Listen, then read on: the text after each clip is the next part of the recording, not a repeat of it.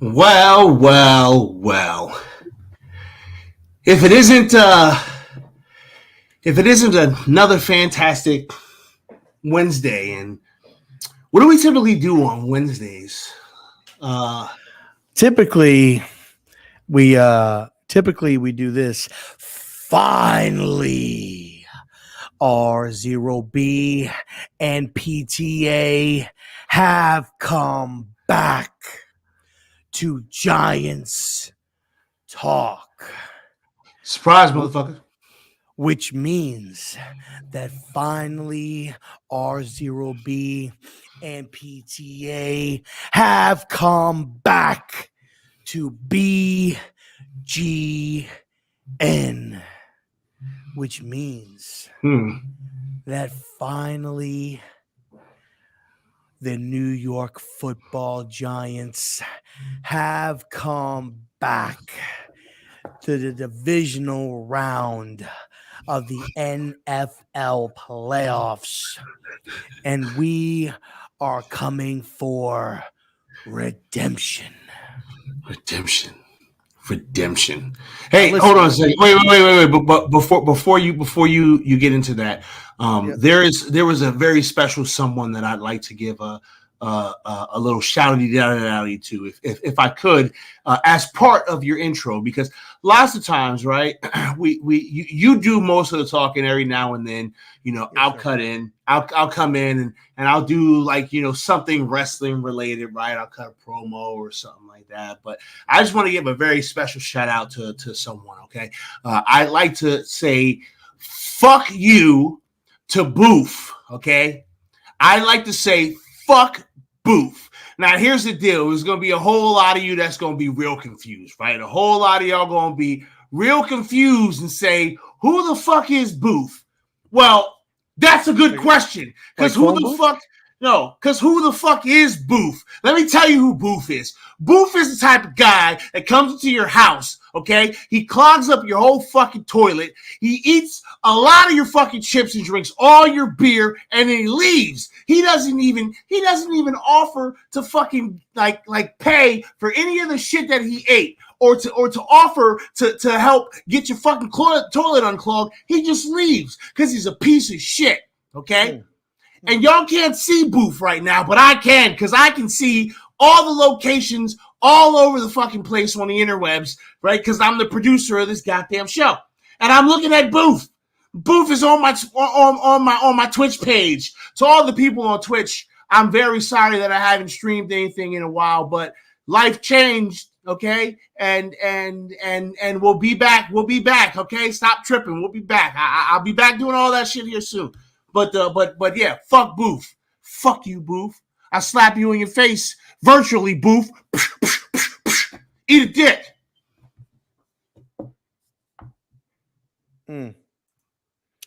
Well, that sounds personal. Sounds personal, if you ask me. Sounds real. Sounds real. Hey, Boof.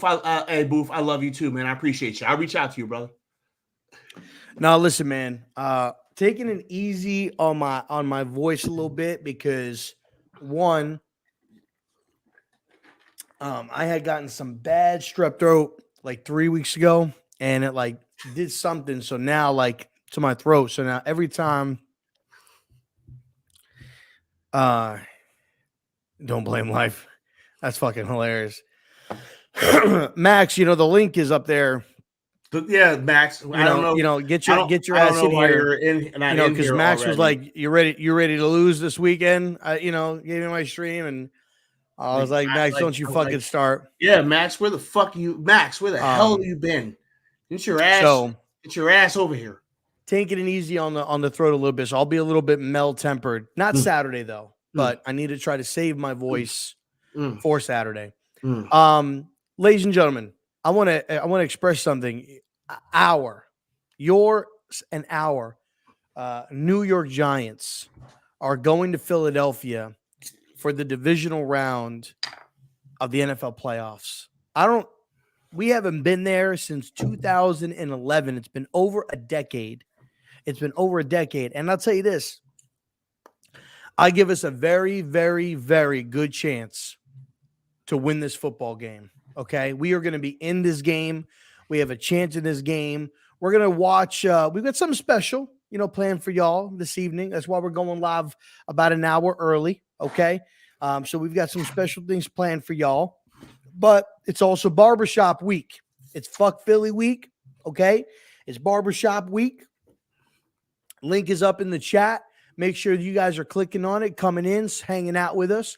Make sure you like and subscribe. Share out the stream. Appreciate you. We're live on all platforms right now: Facebook, YouTube, Twitch, all of it. So everywhere we live in so many different locations, y'all. And let me let you guys know something. When I say we, I mean like BGN, the entire collective. We ain't done, y'all.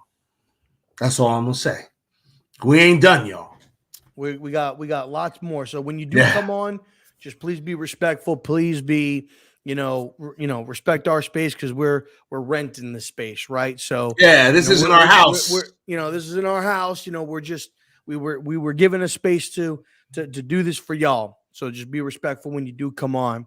But let's dive in real quick. Let's talk about this game this weekend, and I want to start with you, Pest, because I always start. And you were texting me, and you were very elated by this game. Like, yes, you were drawn to this game. You loved what you saw, and I will say, yes, PTA has been pretty critical of the team not getting hype, not getting over eccentric, right? You've been pretty flatline, I guess you could possibly say, would be the best way to describe it.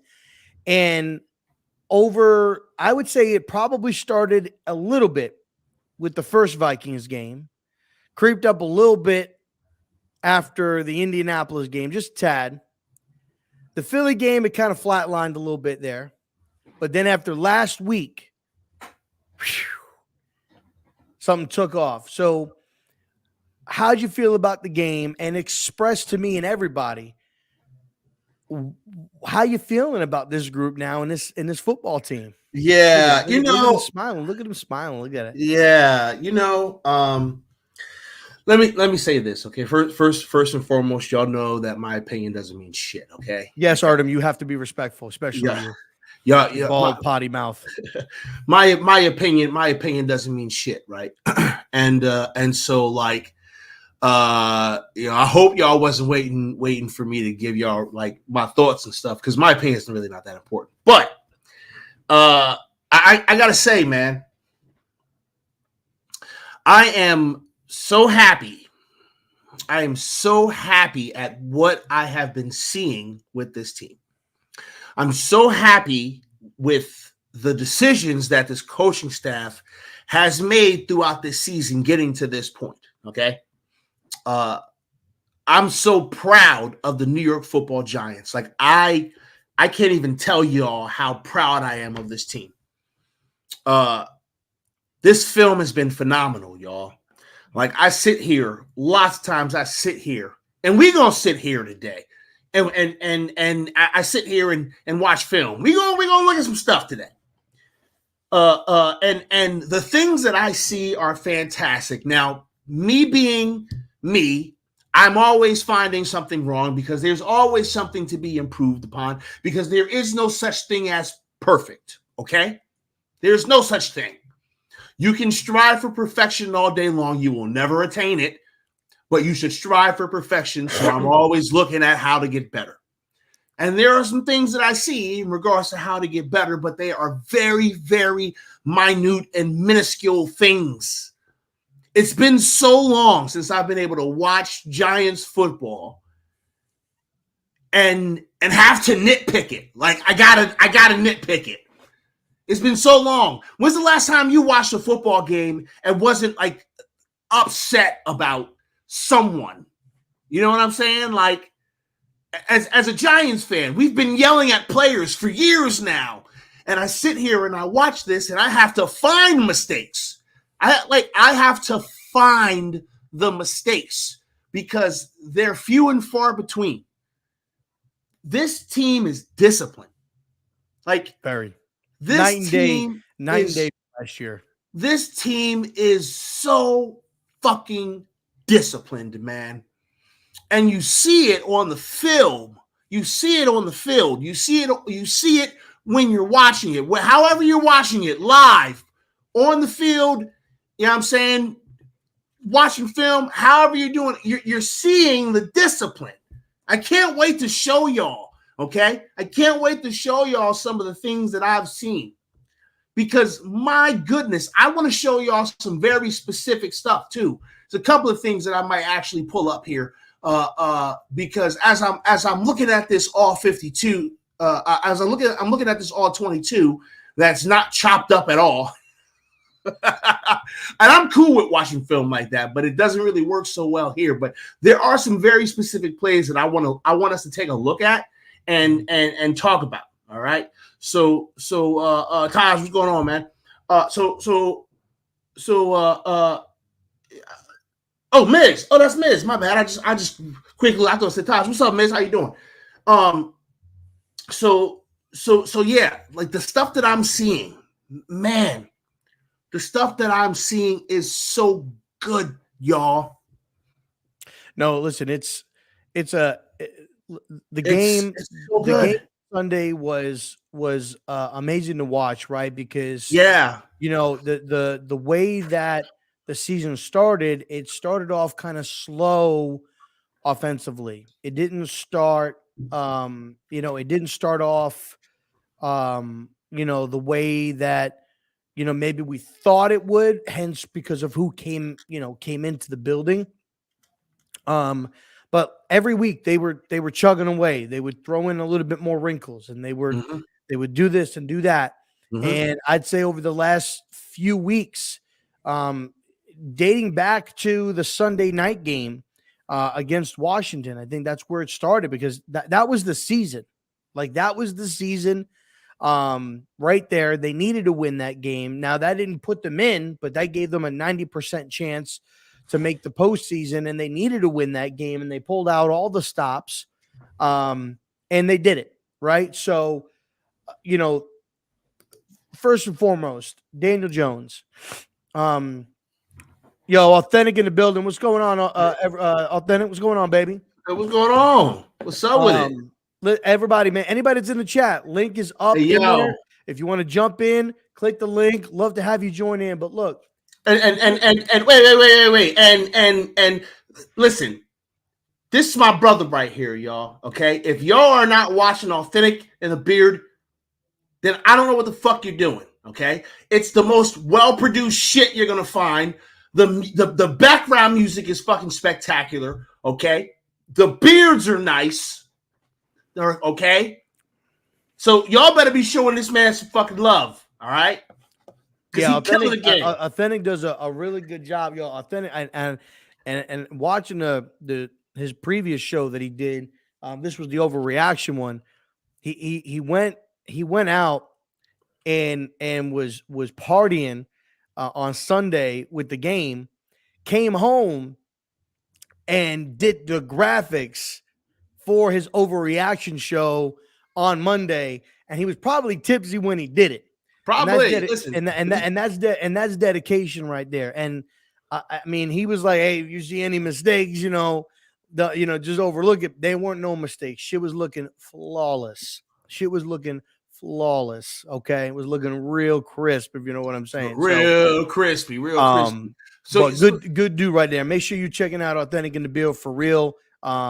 They actually will be live tomorrow, if I'm pretty sure, to do their predictions for the weekend games. And I believe, I don't know if they'll be live on Saturday, but they do typically also do one on Sunday. They're going to be on Sunday, or I don't know if they're going to do Saturday and Sunday. Y'all should be doing Saturday and Sunday. Y'all should be doing Saturday. Far be it for me to tell you what to do. Because I'm trying to tell you what to do. I'm hearing the mud. I'm just saying, shit's hot right now. You need to capitalize. I'm hearing the mud. So far be it for me to tell anyone how to run their channel, right? But what I'm saying is that I'd like to see that. I would like to watch. Good. Oh, okay, good. Good. Sweet, yeah, because I'll be in there watching on the low. I won't say nothing. Jones. Daniel Jones. Okay. Let me say something. Let me talk to Daniel real quick. Let me talk to Daniel. Right. Because listen, this kid, man, this kid had a rough 2 years. Rough 2 years. And I'm not saying that Daniel Jones has jumped off the charts, but Daniel Jones right now, y'all, is playing some good football. Okay. He's probably maybe the hottest quarterback in the playoffs right now from a confidence standpoint. He's feeling confident. He's in control. He knows what he's doing. And this team is rallying behind this quarterback 100%. And I'm telling you, man, Daniel has earned himself. I was saying he's earned himself, his 5th-year option back. Nah, this man has earned the franchise tag. He's earned himself some $38 million on the franchise tag because the way this guy has been playing, listen, the guy hasn't made any turnovers, right? And he's been producing, and look at what he's dealing with as far as we have probably the worst skilled positions in the playoffs, but that don't mean I can say that, but that does not mean that these guys are not playing above expectations. But, we don't have a Justin Jefferson. We don't got an A.J. Brown or a Devontae Smith. We don't got a Debo or a Brandon Ayuk. We don't have a C.D. Lamb and a Michael Gallup.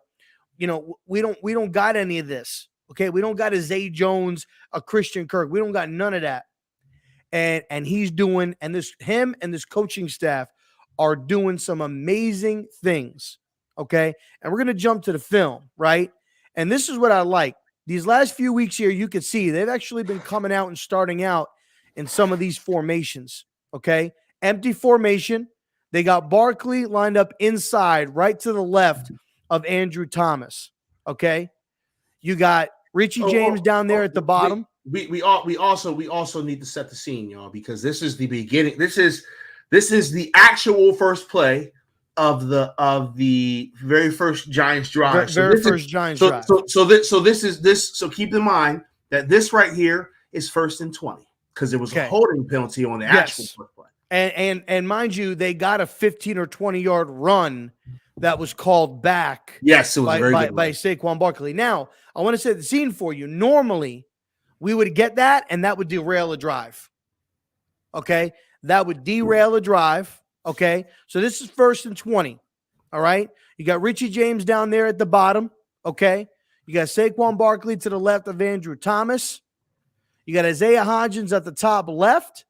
And then you got Slayton over there in the slot position on the inside. Now, I like what they're doing there, putting Slayton on the inside to Isaiah Hodgins. Okay? Go ahead and run the play. All right, so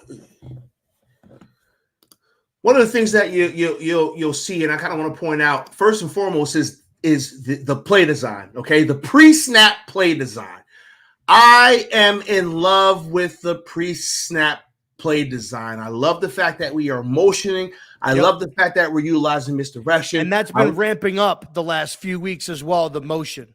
Right. And here's the thing. Here's the thing about this situation is that this motion allows Saquon to just get right out here in this space, right out here, right?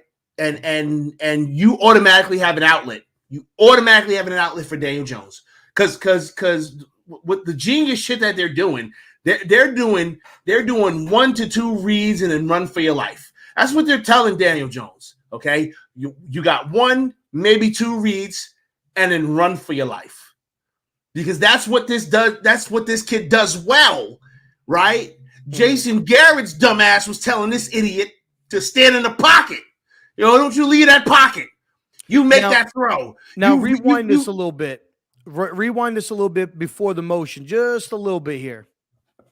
Hold on a second. I think I went back a little bit too far. Did I?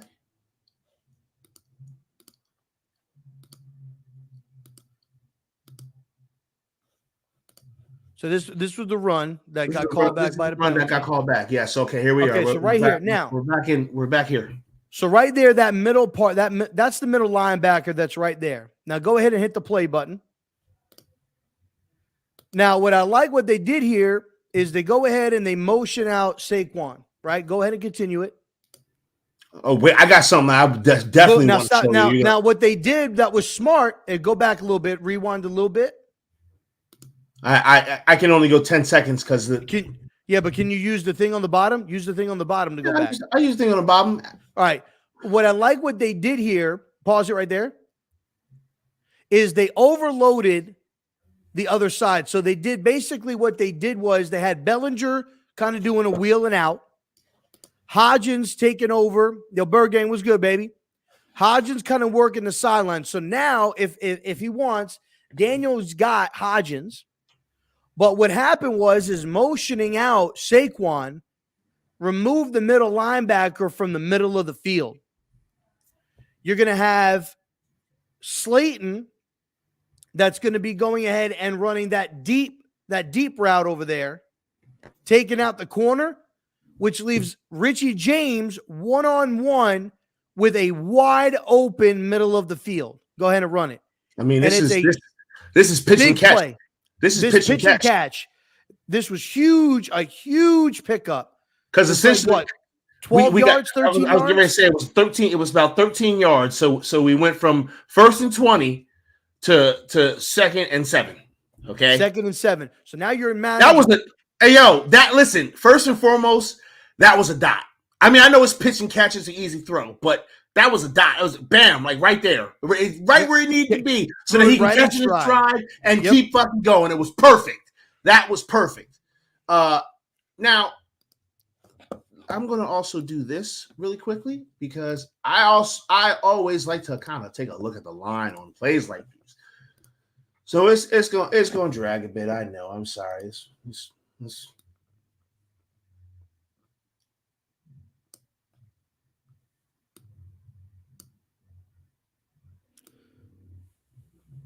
I got to go back one more play. Hold on. Okay, so that's the run that got called back. All right, here's this play. So I like to look at, this is where I watch, y'all. I watch right here in the trenches. So look at this pocket. Look at this pocket. Yes. I actually made a mistake because I couldn't see it with their cameras being there, but that's Bellinger. That's all the way at the top there. So they had Bellinger lined up all the way out wide. Hodgins was in the slot, and Darius Slayton and Richie James were on the left-hand side. Slayton's running a street to clear out. Richie James gets left on one-on-one with Sullivan here, number 39, and Barkley motions out to take Hendricks out from the middle of the field. Sorry, my bad. But that's a beautiful pocket. You got a double team on there. I think that's Dalvin Tomlinson. So you got a double team right there. Evan Neal doing a really good job on Zadarius Smith. Got some good balance there. We know Andrew Thomas, look at him, level, taking on Danielle Hunter. And then you got Nick Gates one-on-one with the I think his name is Griffin, for the DT that came over from Buffalo that signed with Minnesota this year. Beautiful pocket. Yo, listen, this is the difference maker right here, right? Because Daniel Jones' read is here. He's actually staring this motherfucker down. All right. Look, right? He's kind of staring him down. But it's going to be so open. His eyes have to be huge because look at this pocket. There's no one even close to him. He can eat a sandwich in there. I love this. This is the stuff that gets me excited, right? Because the fact of the matter is this. In order to do this, where I'm going with my mouse, in order to do this, all of these guys have to actually work together at the damn same time, man. This is so difficult. This is so fucking difficult to do. But when you see this as someone who deals with the trenches, as someone who coaches in here, this does my heart good. I love this. And you're gonna and unfortunately we can't sit here and go through film all night. Yeah, Badger, true, it is. We're gonna show a couple. We're gonna show a few plays here and there as we talk.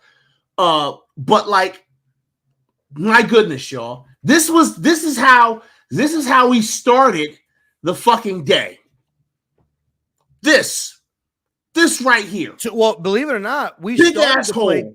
Technically, we started in 2 plays. We gained almost 30 yards. Yes, because Barkley had that 15-yard run that was called back due to a holding penalty, and then this goes for 13 yards. So we started the day with damn near 30 yards in 2 plays. Listen. I showcased this specific play. I'm talking about Daniel Jones here as well because I'm going to talk about Daniel Jones. But this right here let me know what time it was. Because in the past, right, that 10-yard penalty would have fucking crippled us. And they would have ran the ball. They would have ran the ball after that. That 10-yard penalty would have crippled us in the past. That 10-yard penalty ain't shit now. Just think about that. Think about what they scheming up. This is on 1st and 20. And they scheming up to get 13 yards. This is the difference, y'all. This is coaching. Because let me tell you something. Let me tell you something. A lot of us look dumb than a motherfucker because we said this roster was ass at the beginning of the year. Like we kind of did. We didn't expect to be able to do none of this shit with this roster. But coaching matters, y'all. Coaching fucking matters. And this right here is the difference. This right here is an entire fucking season grinding with your fucking brothers. That's what this is. A whole fucking season of grinding under people who are competent and understand how to win football in the year 2023. This was the beginning right here. This was the standard. I'm gonna pull this off the goddamn screen so we can continue to talk about Daniel Jones. Now, Authentic wanted you to run it from the beginning one more time. Authentic too. If you want to jump in, Authentic, jump in, bro. We'll bring you up too. He wanted you to run it from the beginning though, one more time.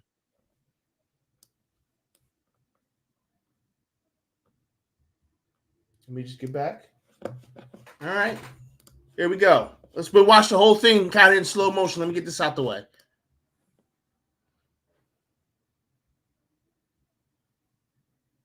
I mean, look at that. Look at the execution. Look at the fucking execution there, y'all. What's going on, Chris?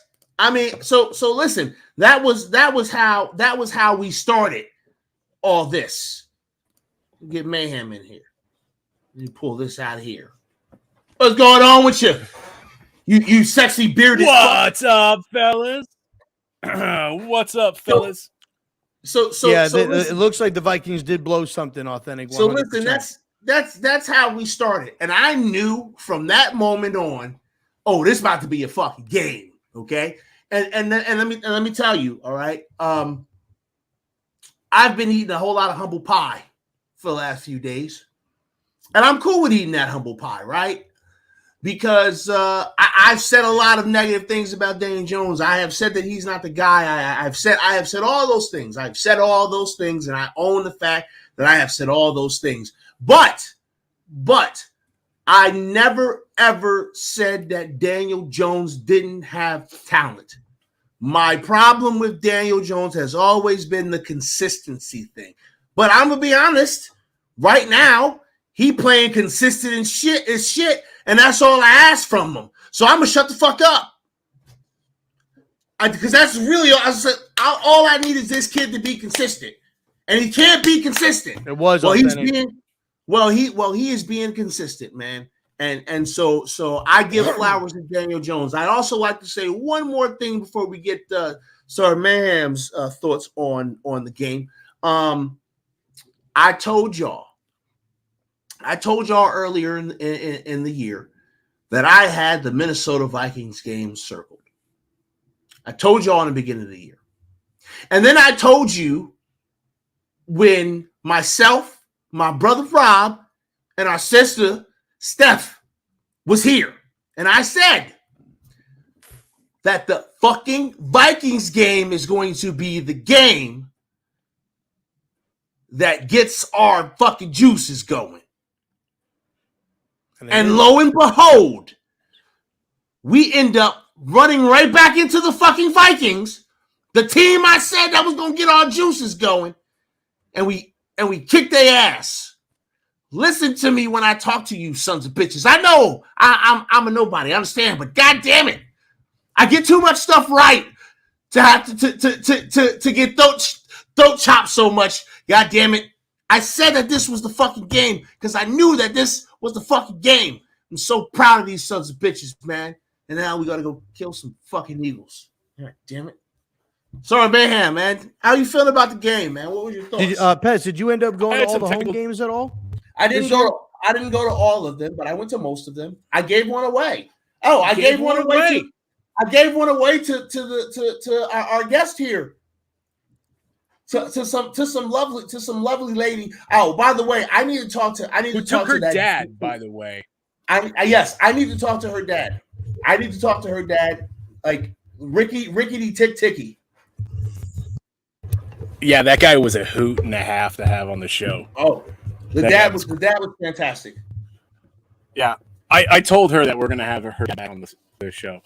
So okay. The game. So Pest, you brought up a good point, especially about that first play. Penalties like that, like a holding penalty that puts us at 1st and 20. Those penalties used to kill us. The past 3-4 years, you get a holding penalty on 1st down, you're at 1st and 20. You might as well punt now because we're not moving the ball. But to show you what we do, okay? Because we not only didn't put away, we marched all the way down the field. We scored 7 points. We didn't take a field goal. We punched it in the end zone, and we just kept our foot on the pedal the whole game. We didn't let up. And that's the kind of thing that you want to see out of your football team. 100%. Yeah, 100%. That's I'm a dead man. My bad, real quick. I'm a dead man walking. We did put up 31 points. I know Jones had 17 rushes. A lot of those were not all designed rushes. A lot of those, he went ahead and made those decisions on his own to actually run the football. Yeah, I said earlier that he's got 2 reads and then he needs to run. Like that's what he's doing. He's gone. So I think you're still going to get listen. The first couple of years when Josh was there, he was running like crazy. Like they were running him like crazy. And then they started accelerating the passing game a lot more once they started getting a little bit more weapons and developing the passing game a lot more. So if Jones is here, the next couple of years, I would expect something like that where they'll still use his legs, but they'll have more weapons in place that they can go ahead and utilize and take advantage, more of the passing game. But Authentic brought up, on that play, it was very, very good pre-snap motion to motion Barkley to clear out the middle of the field to open up the Richie James pass in the middle of the field. And Sullivan, the number 39, he was lost. Like he didn't know what was going on. He was trying to figure it out. There was so much confusion. And that's a test to Mike Kafka and what they've been able to do. And Barkley's been in motion a lot. The 2 guys that I see them motioning a lot is Barkley. And when Barkley's not in, it's Breida and Richie James. And they've been really, really they've been motioning those 2 guys to get other guys open. And they've been doing a great job. And I expect more of the same. I expect more pre-snap motion this coming up week. It's going to be a good game on Saturday night, man. It's going to be a very tough game in the trenches. I know you're going to enjoy that, Pest, quite a bit. It's going to be our defensive front versus their offensive front, their defensive front versus our offensive front. And I think whoever has the better push defensively on the defensive side of the line is going to control the game. It's going to control the tempo of the game. Okay, there's a gentleman that I want to talk to, that I want to talk about, and before we talk about him, let's get a view of him. Let's just get a quick view of him. Let's take a look at this play. It's gonna run slow, y'all, because we're doing film study. So don't cry about it. You can watch the fucking highlights on a different channel. Okay, All right. We're trying Let's to just teach take a you look at this something. play. Let's take a look at this play. We got a motion. I think I know who you're talking about. Got motion to the left to right, and then we've got additional motion. Pitch out. Saquon goes to the corner, keeps going. Oh, scoot, gets through two fat guys, turns on the Jets, and he is out of there. Great play. Okay, now I have to point some stuff out on this play. Okay, guys. So bear with me because I remember when I saw this play, I made a tweet during the game that said something about execution. This play was the reason why I put that tweet out there. Okay, because you're absolutely right, Authentic. Saquon's vision is amazing, but I'm also going to tell you how this play could have been better. Okay, now let's watch this develop. Now, the first thing that I want you guys to notice, I want you to keep your eyes on these two gentlemen right here. Okay, because what he's going to do is he's going to come down here. He tells these gentlemen to shift. They shift over. He comes back into his space after that motion is done. Watch these two individuals. These two. Watch them. Did you see that? Did anybody? I know it might be a little difficult, but did y'all see these two gentlemen sidestep? Yep. Okay. So that's essentially what that motion was for, right? We're running kind of a play action on a jet sweep, which pulls these guys to the left side of the field. And in the game of football, all you need is a second. And that step to the left that they both took in unison is that second. Because at this point, we have Feliciano pulling. Feliciano does such a good fucking job on this rep. Watch Feliciano. Those guys are still standing still, too. Yes. The linebackers over here are Look done. Look at them. Forget look it. At them. You see what happened to them? Do you see that? Look at that. This happens a lot in this game, by the way. I just like to let y'all know. This right here, these motherfuckers smooching on the 25-yard line, this happens a lot in this game. And it's fantastic. And the reason why it happens is because we have these mofos confused on every rep. They're confused on defense. Well, they don't know which way we're going. Another big thing here that was highlighted this morning on Good Morning Football is Isaiah Hodgins, right? That's a defensive end that he's sealing that edge off to. And right here? For anybody right there. Yeah. Now, for anybody that doesn't know, Isaiah Hodgins' dad used to be a fullback for the Rams on the Greatest Show on Turf. Okay. And was a Super Bowl champion with the Rams. And, he alluded to today that his dad, told him, he's like, if you can't block in this league, then you're no good. It's like having a bilingual person. You can speak multiple languages. You're a little bit more, you're a little bit more valuable to certain people. So he takes pride in being able to block and being able to do everything. So run that play a little bit. Well, I will. Oh, my bad. Because I do acknowledge this block here, because this block here is everything.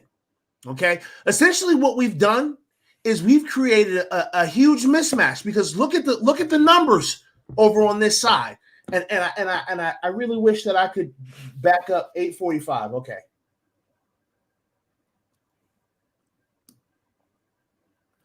Look at the hat count pre-snap. 1, 2, 3, 4, 5, 6 on this side of the center's helmet. 1, 2, 3, 4, 5 on this side of the center's helmet. We got 1, 2, 3, 4. Okay. Now we know we have someone pulling, so that's 5. And the fact that we make them take this step essentially takes these two out of the play, whether they run into each other or not. These two gentlemen are officially out of the play. So as this is developing, you will notice the hat count begin to change. Now you have 1, 2, 3. We have a hat on a hat, and we have a safety who technically his hat is on Saquon's hat because he's the last line of defense. And so we would expect for Saquon to go, chit, chit. But here's how we make this play better. I can't remember. This is Glowinski. Thank you. This is Glowinski. Look at this asshole. Because Glowinski is too busy giggling about the fact that these two assholes ran into each other. He should not realize he should have taken the safety. To not realize that he can go murder this dude. 24 is a dead man walking. Like old boy who was talking about Jones having too many carries. This guy should be dead today. This guy should be buried at the 22. Give this motherfucking fat ass too much credit. 23-yard line. Somewhere over here. Okay? Been buried. Because the moment that we do that, there is no hat on Saquon. And that is the goal when we're doing this, is we're trying to on a hat and have our ball carrier no longer be a hat, but just be the ball. Saquon has essentially becomes the ball if this hat gets put on this hat. So this is how we fix this play. This is how we don't have to do all that shimmy shaking and all that shit, because I expect these three assholes to knock out these three assholes, and I expect this asshole to go murder this guy's face off so that Saquon can effectively do what he did anyway, which was this. Skirt! See you later. Yep. He just slips in between Hodgins and Feliciano.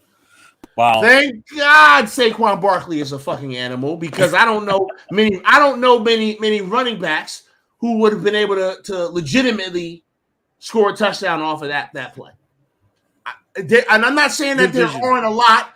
I'm not saying that there aren't a lot. I'm just saying that I can't think of a lot. Okay? That's all I'm saying. There's probably 5 guys who can do that. Yeah. And Saquon's one of them.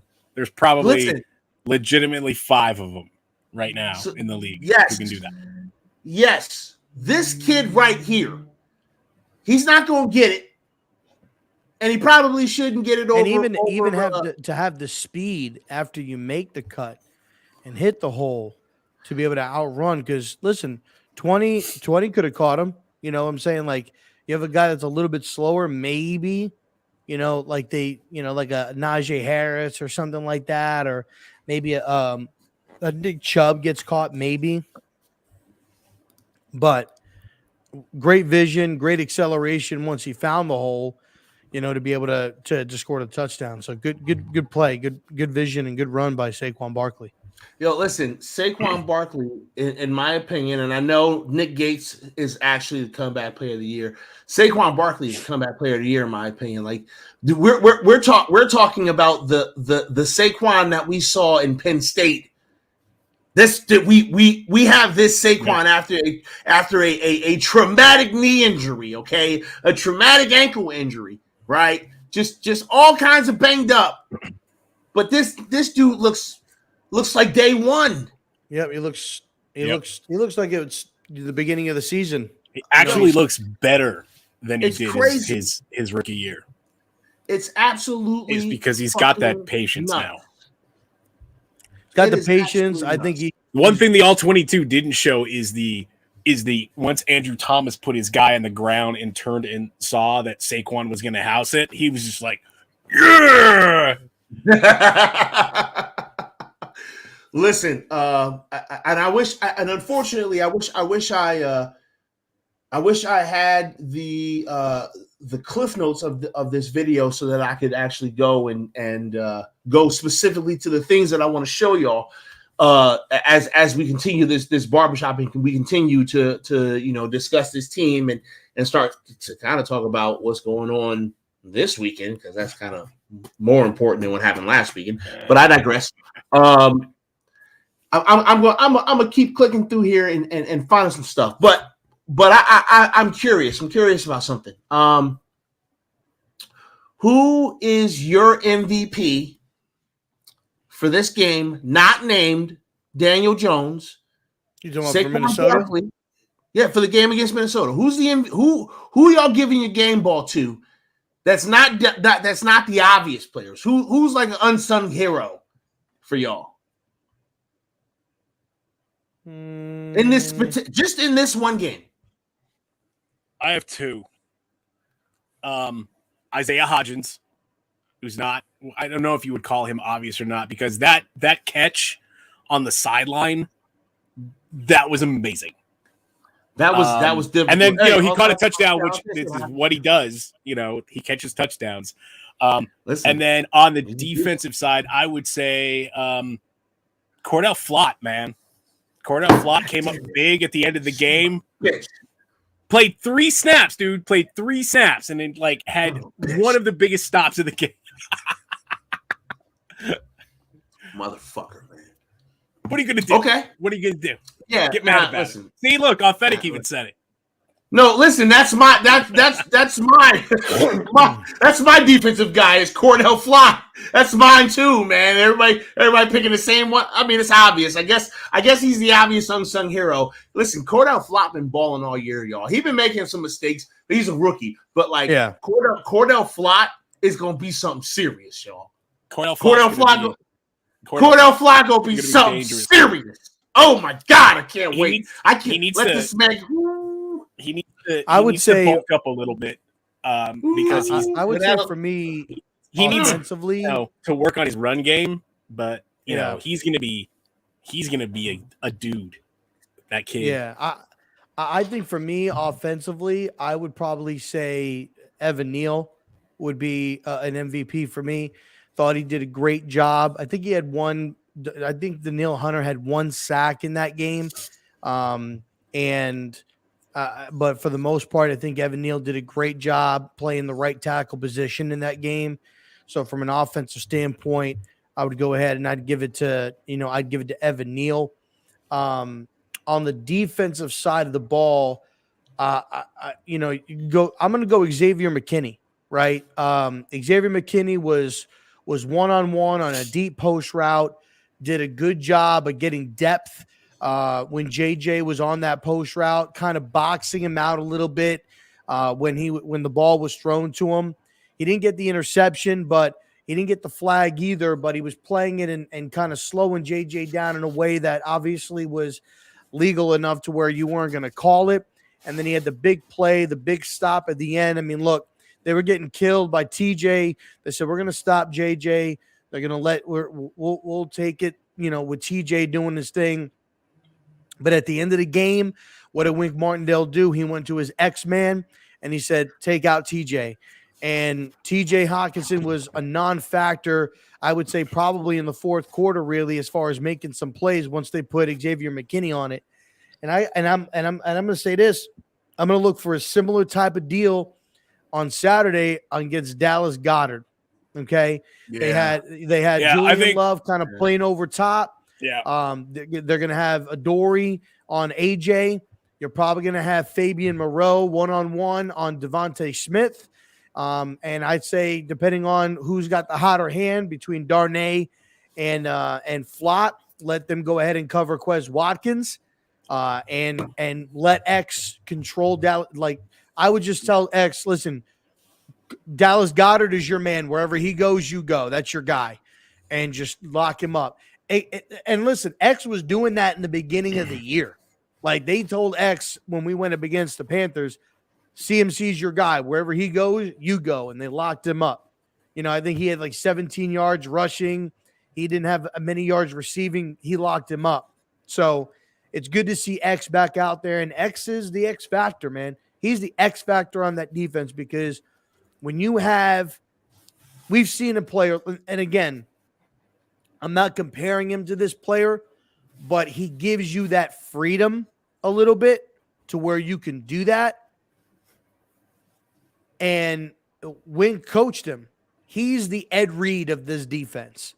Xavier McKinney is the Ed Reed of this defense. He is not Ed Reed. He's not on Ed Reed's level, but he's the type of player that you could go ahead and say, do this, do this, do this. And you know he's going to do his assignment. You tell him, take out this guy, he'll take him out. Covering deep, he covers deep. Xavier McKinney is the X factor on the. We have 2 X factors, now 3. We're going to have 3 once he, obviously with KT. But Dex, KT, and Xavier McKinney, those are the 3 X factors on this defense. We have one at every level now. So it's amazing. Okay. All right. Well, all right. Here's who I'm going to give my game balls to then. Here's who I'm going to give my MVP, my unsung MVP. You already know Cordell Flott. He only played 3 snaps and he came in and affected the damn game. So good shit for him. And then the other one I'm going to give to is my new favorite New York football giant, Kenny Golladay. Hell yeah, man. Kenny Golladay. Yeah. I'm giving the ball to Kenny Golladay. This man, what's going on, Dash? I hope you're ready to be up in here. Yeah. Stop looking at Pornhub. No. What are you doing over there? trying to pull up the stream, man. All right, big bet. But yeah, man, Kenny Golladay, man, this dude's supposed to be the number 1 wide receiver on this team. This man had barely played any snaps, and then he comes out there for one of his few plays, man, and he puts a mofo on his ass. I love it. I love it deep down in my heart and in my soul. It's a fat boy move. I love fat boy moves. Okay, I love them. So I gotta give a huge shout out to Kenny Golladay. He is literally my favorite giant of the team. His performance last night made me decide that he's my favorite player. I ain't gonna wear it, but I might go get my hands on the Kenny Golladay jersey. Wait a couple of months, you might get one cheap. That's what I'm saying. Like I might have to get my hands on the Kenny Galladay jersey because this man is part of this team. This man is part of the team. It makes me kind of wonder, like, what are they going to do with Kenny this week, right, on Saturday? You know, like they're going to fuck around and throw him a touchdown. Are they going to try to get him to kind of bait Slay a little bit, like maybe like try to take Slay out of position or something like that or whatnot, like use him as a little bit of a decoy because they're going to do, man. No. Here's the thing. Here's the scenario. Slay's a little pissed. I got you this scenario, Rob. Here's the scenario, right? Slay is going to be on Hodgins because they've been watching Hodgins own Patrick Peterson. So they're going to, and then Bradbury's going to be on the other side being Bradbury and Kenny might grab a touchdown on James Bradbury late in the game, fourth quarter. Might sneak one. I mean right you now, never know. If you either that or he's going to lay Slay on his ass like he did. If you want me to be honest, in the Vikings game. I think it's going to come down to. I think Richie James and Darius Slayton are probably going to have the as far as from a receiving aspect, more Richie James because Maddox is out. He's not playing. He's their nickel corner. And so I think they're going to try to get Richie James heavily involved. I'm thinking Richie James has like over 100 yards through the air, like receiving, and he might have a couple of touchdowns because I agree. Slay's going to be on Hodgins. You know, they don't want Hodgins, but I think Hodgins is still going to get his targets. You know, I like that matchup right there. But I think Darius Slayton is a lot faster than James Bradbury. And listen, I just hope, and Dash, you probably know what you know which play I'm talking about. There was a play where Marcus Johnson, just burnt James Bradbury. They were going left to right. Yeah, but and Marcus Johnson dropped that ball.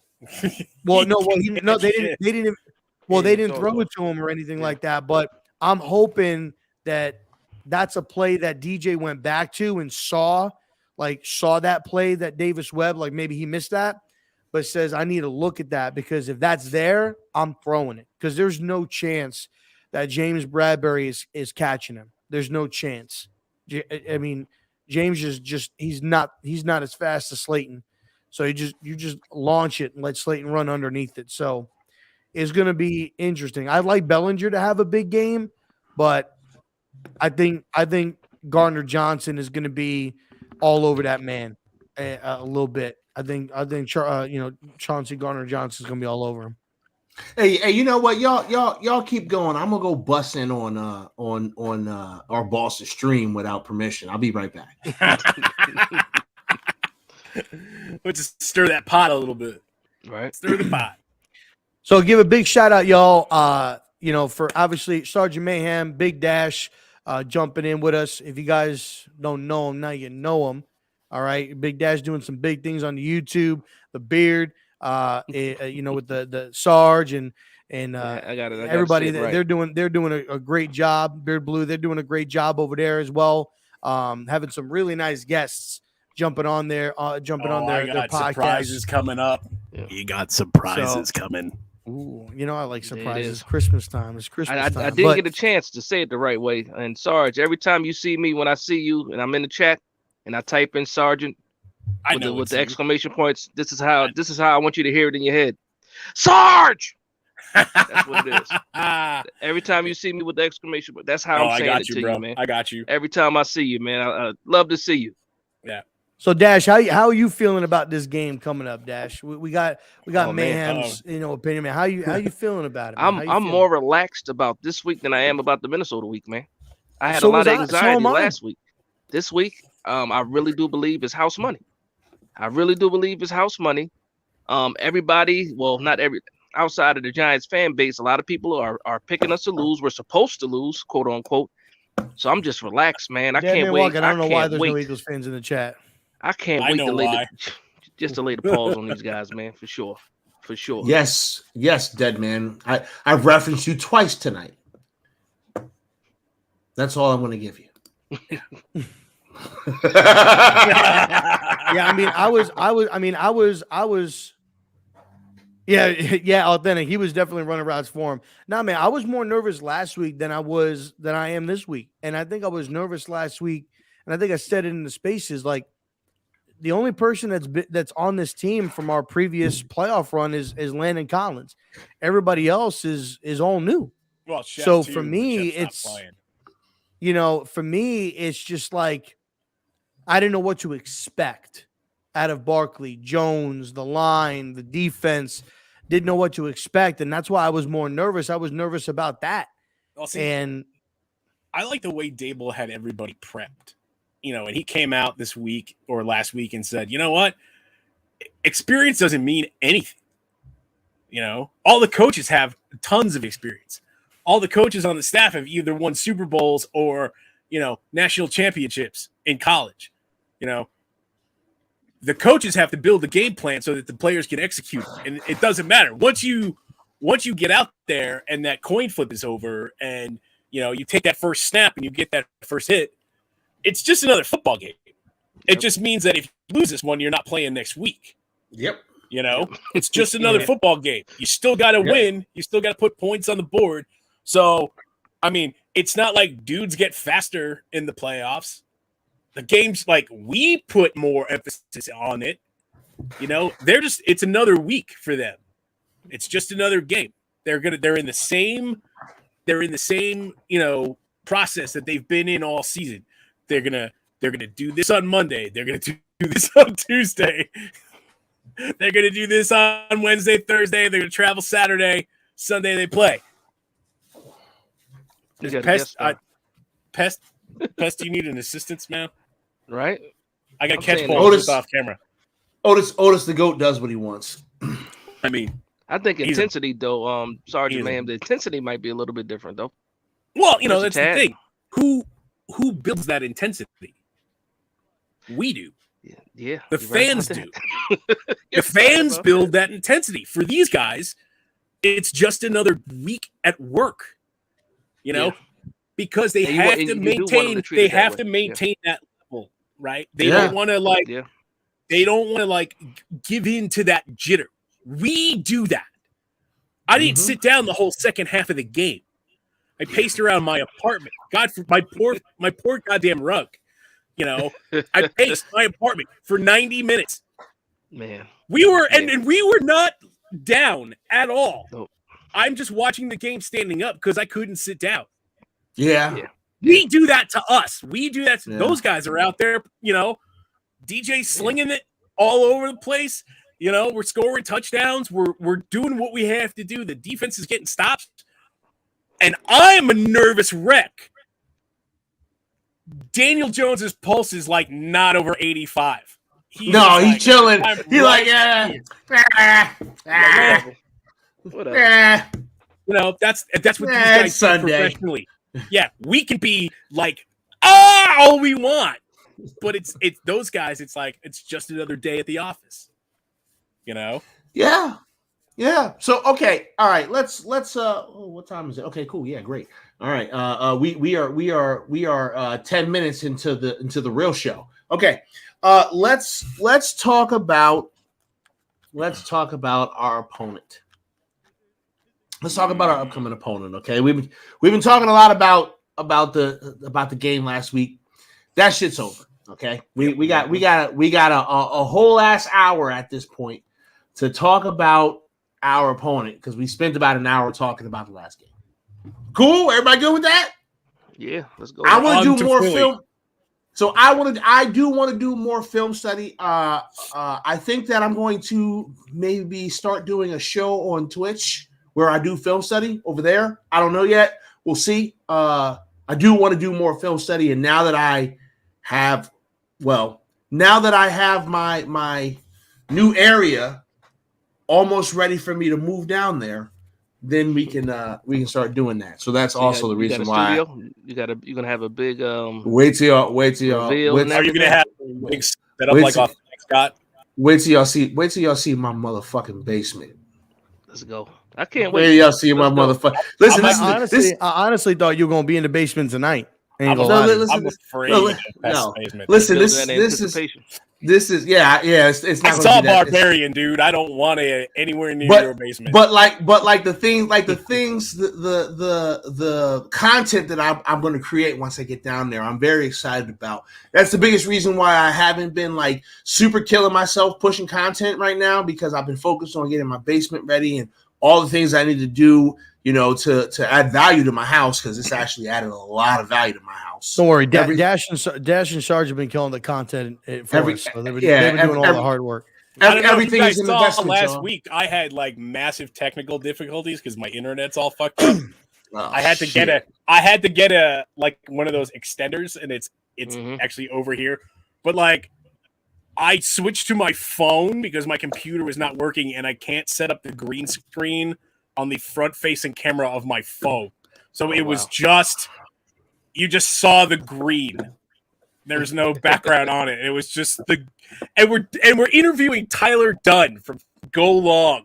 It was the most ghetto shit, and I felt so bad. Hey man, humble beginnings. You know? Yeah. You know, hey, we're trying to build content here, kids. Live television. Now, because this is the barbershop and this is the place where all the professionals come to let their hair down, right? I just want to ask you a question, Mayhem. Did you just say that you needed an extender? Well, it's one of those Wi-Fi extenders, yeah. Yes, a Wi-Fi extender. Yeah. Oh no! This isn't a dick joke. I'm asking. I thought it was a dick joke. I thought we were going there. No, this is a dick joke. I'm asking you that because y'all need to stop buying extenders and just spend a little extra money and start getting the power line, the little power line hubs where you're essentially running internet through the electrical circuits in your house. Huh? That's crazy. Am I the only one that knows about this? I think so. As far as us four, yeah. Okay, I am hardwired. Let me say this. I am currently hardwired into my router, right? Which is downstairs in the family room, plugged into the wall. I'm hardwired into that because I have these boxes. I plug one right by the router downstairs, and then I plug one in whatever outlet I want to plug it into, and then I plug a cable into that and a cable into my computer, and now I'm hardwired onto the network. I don't use Strictly Wi-Fi. off the outlet. I am not using Wi-Fi. Yeah, power line. It's called power line adapters. Witchcraft is this? Now, and this is what kind of witchcraft is this? This is all witchcraft. Right. What kind of voodoo shit are you talking about, Pest? All right. He probably, wait a minute. You mean I don't have to run a 100 spoke to Charlie about this Ethernet cord? That's what you're saying? I don't have to run a 100 foot Ethernet cord. You spend $60 and you get a pair of these bad boys that you just plug in and you can have one. Dude, Listen, I spent half of that on this extender, man. And I live in an apartment. Listen, okay. So a lot of times people forget that because I was a Marine for 20 years. They forget that like I'm a nerd, y'all. Like my job is in the IT field. I work on computer networks and shit. Right? That's what I do. Man. He's an I'm an IT guy. Even though I was a Marine, right?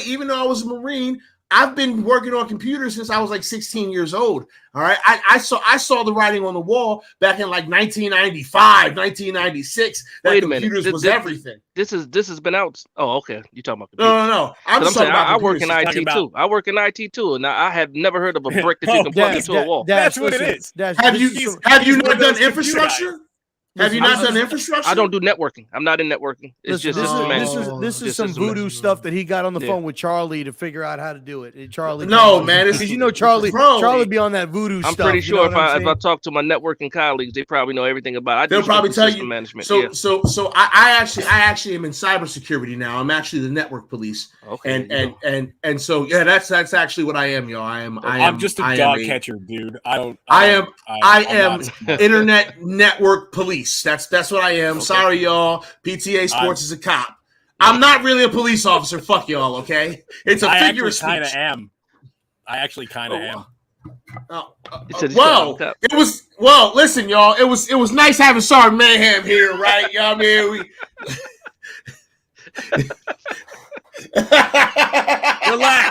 Relax. Motherfuckers, cops. You gotta go. Get the fuck out of here. I got warrants. I can't do nothing. Are you a dog? No. I can't do it.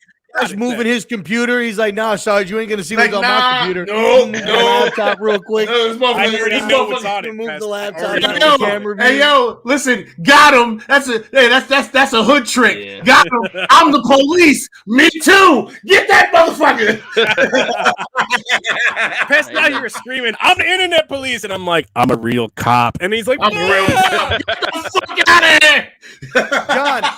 John, cut his mic. John, cut his mic. John, cut his mic, John. John, cut his mic. Oh my God! You and I both know John's not listening. Chris is very upset about this. Chris DM. Did you DM me this or did you text me this? He either because he DM'd me and he texted me today, I believe. But he DM'd me this shit about Colin Cowherd. Oh, Colin Cowherd. Okay. The most floppity flip person. Why do we care what Colin Cowherd thinks? Exactly. He has a big platform. Why do we care? Hey, yo. I don't really Colin Cowherd has a nice backdrop. He's got a big television show where he can talk his shit. Stephen A. He can talk his mess too. That idiot, that Wish version of Kylo Ren, Nick Wright. Fuck all these guys. Fuck all of them. God damn it. I got to listen to Gio on the fan screaming about the Vikings fuck all of these idiots. He took the shades off. Nick Wright. Let me talk to you real quick, Nick. Let me talk to him, Rob. Talk to him. You long. John, can we go full screen on Rob? John, can we go full screen? You long-haired bastard. Okay, you freaking long-haired little bastard. All right, Nick. Let me explain something to you. Okay. I don't know what's worse. Okay. Eagle fans or the fact that you are so much riding Patrick Mahomes' private parts that it's just absolutely asinine. I cannot wait for the Jacksonville Jaguars to beat the Kansas City Chiefs this Saturday. And then when the Giants win, I want to hear all of your excuses on why your quarterback, your godsend to the NFL, is at home watching the postseason, and you will be forced to cover Daniel Stephen Jones. Wait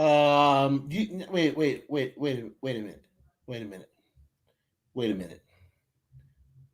minute. Who's gonna beat the Chiefs? The Jags. It was good having Rob on the channel, y'all. Let's bring back Dash and Mayhem. You know what I mean?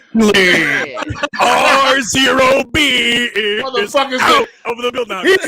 He's the fucking police. He's the police. That's a tall ask right there. Dude. Man.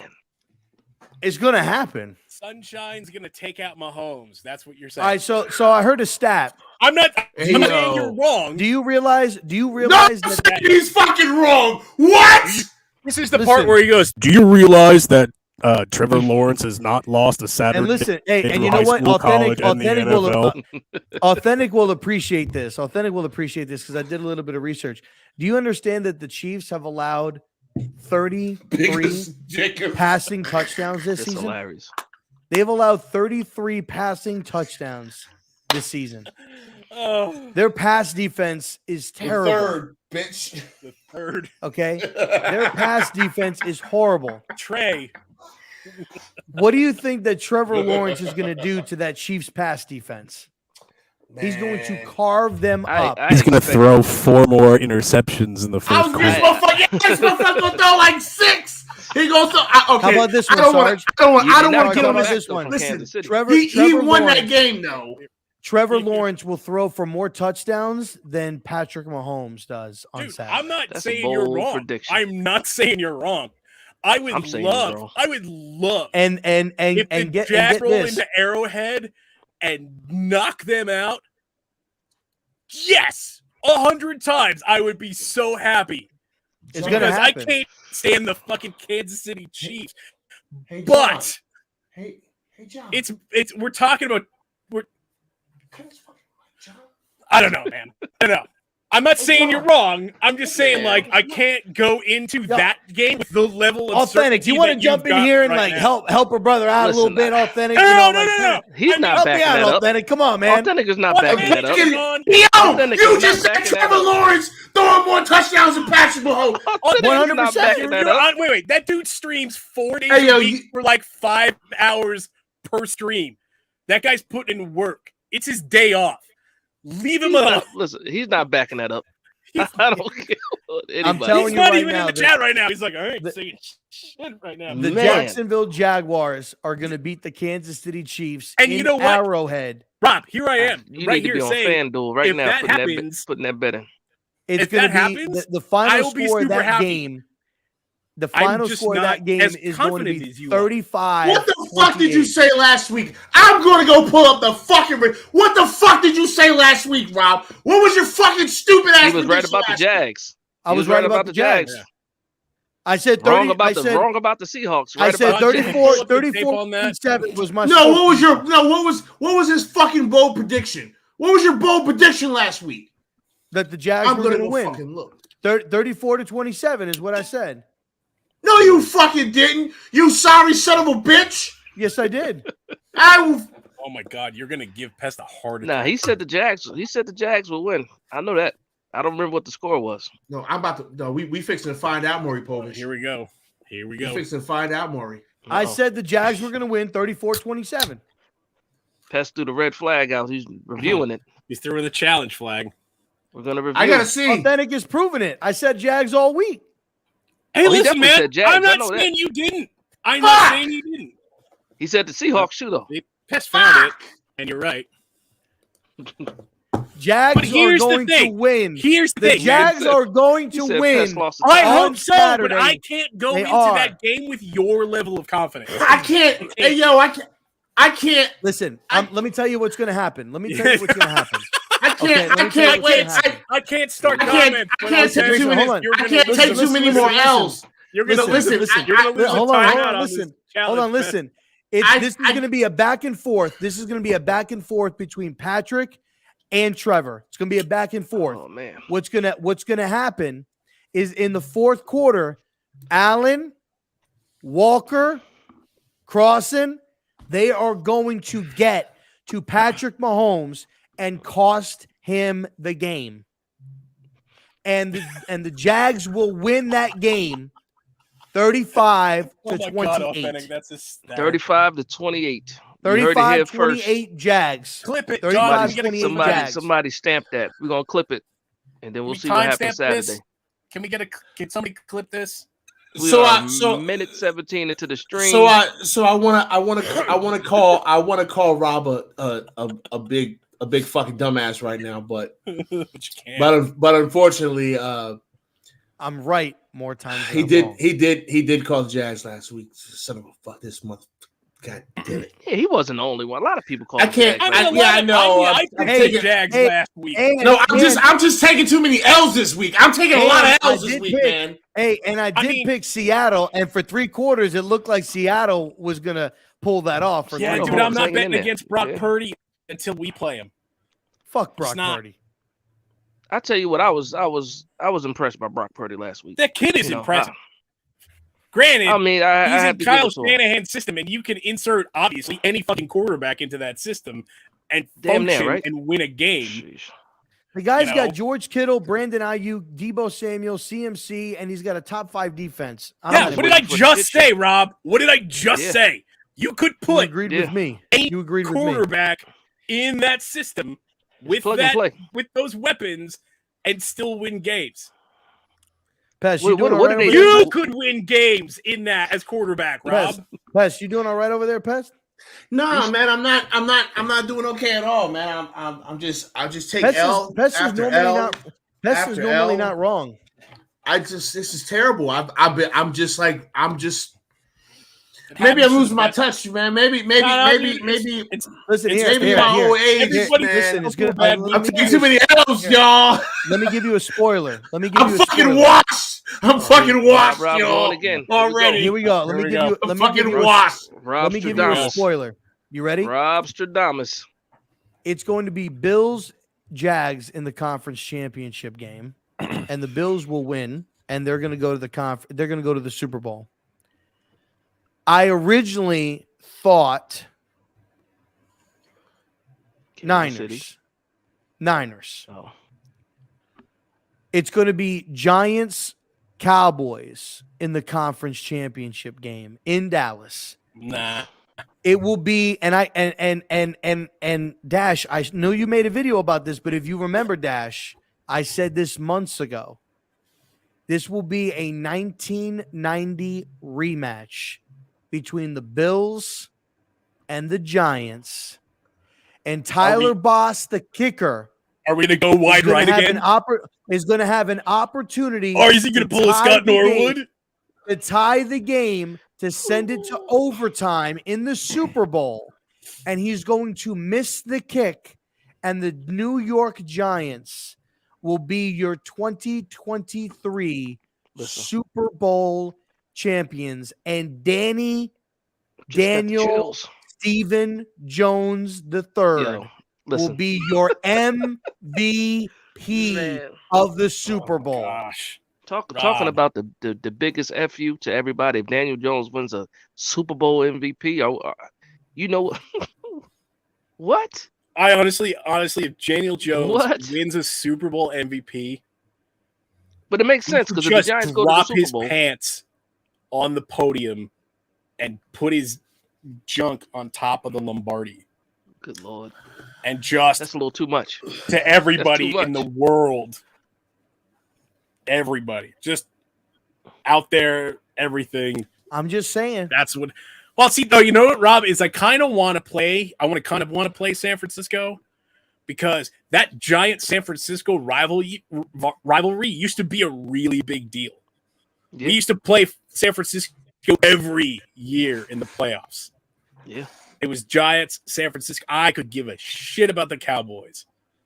I hope Brock Purdy drops 45 points on them next week. You know what, Sarge? I mean, I hear you. And I went that same route to saying, the Giants and the San Francisco 49ers in the NFC Championship.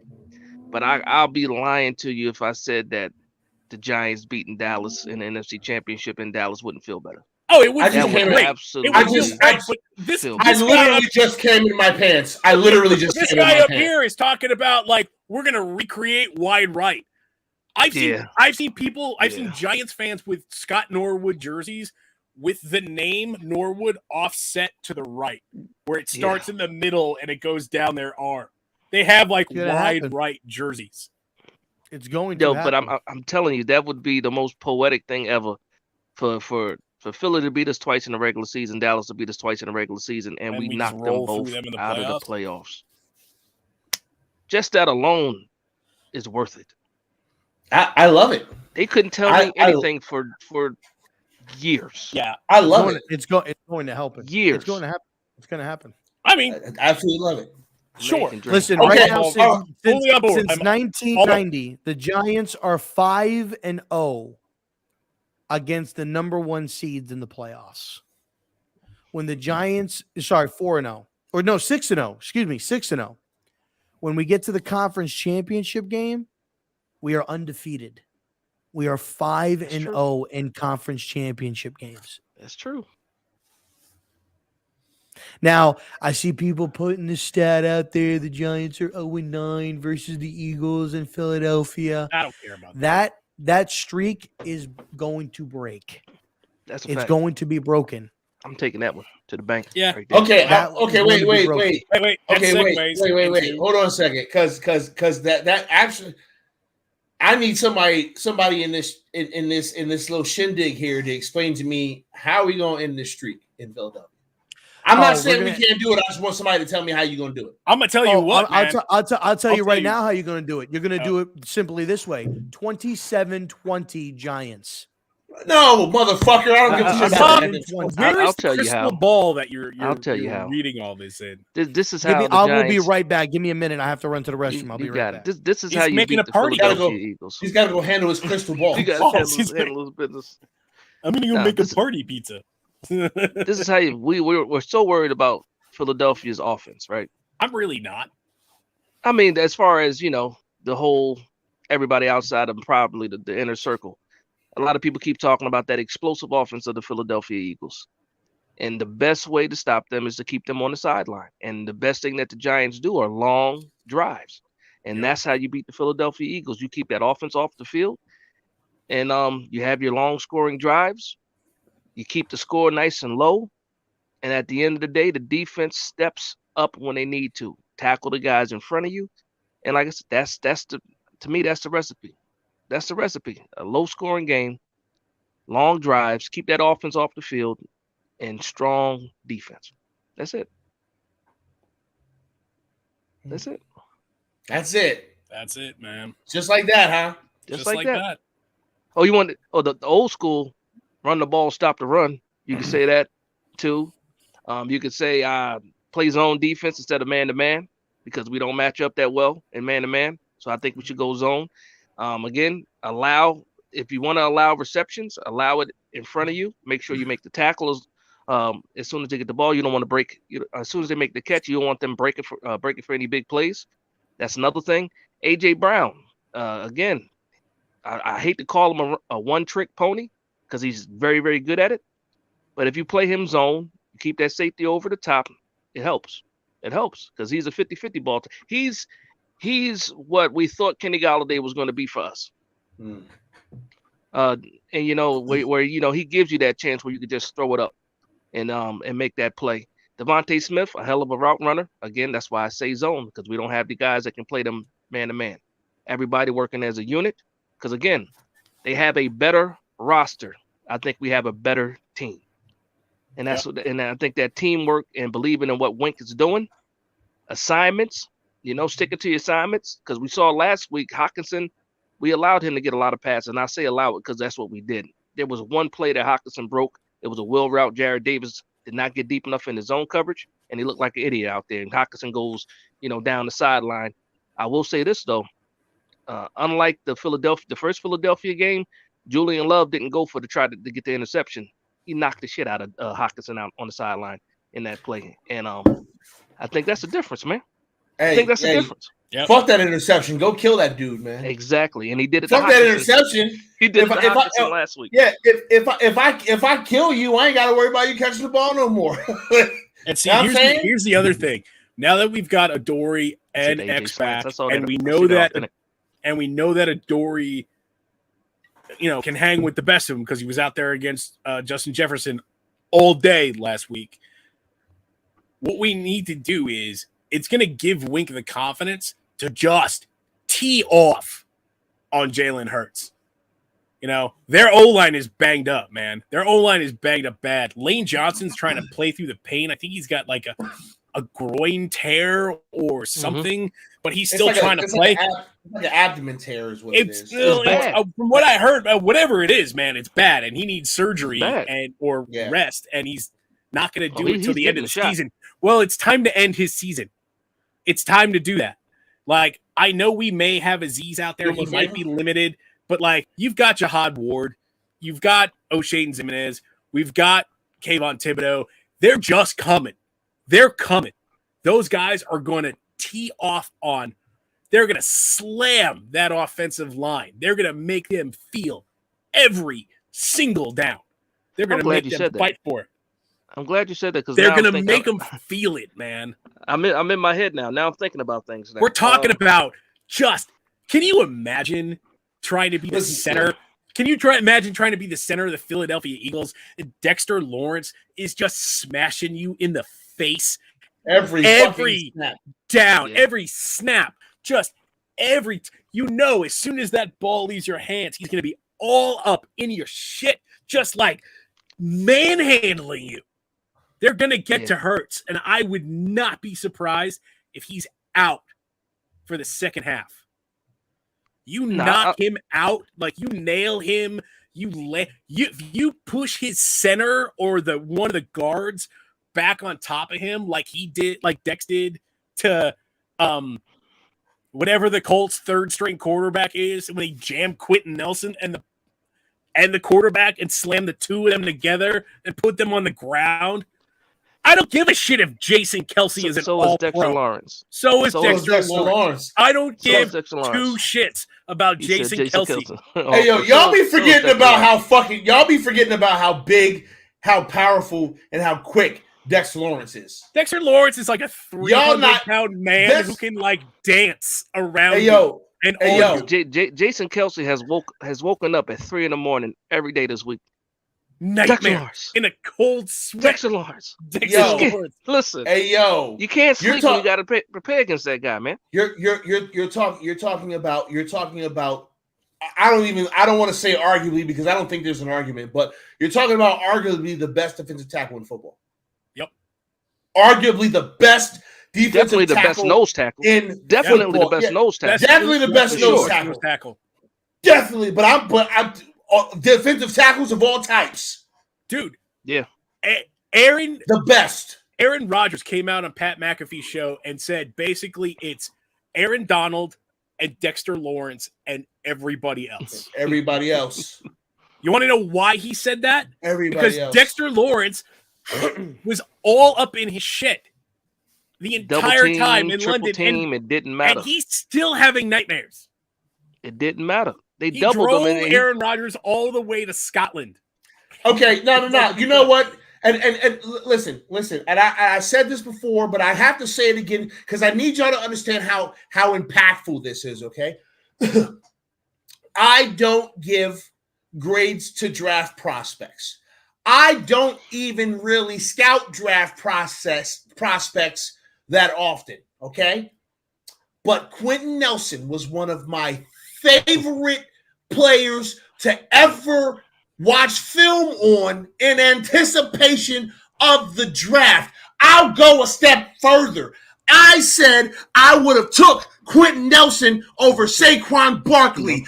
I said this on many fucking occasions because I personally think that from the moment he stepped foot into the NFL, Quentin Nelson was the best player at his position.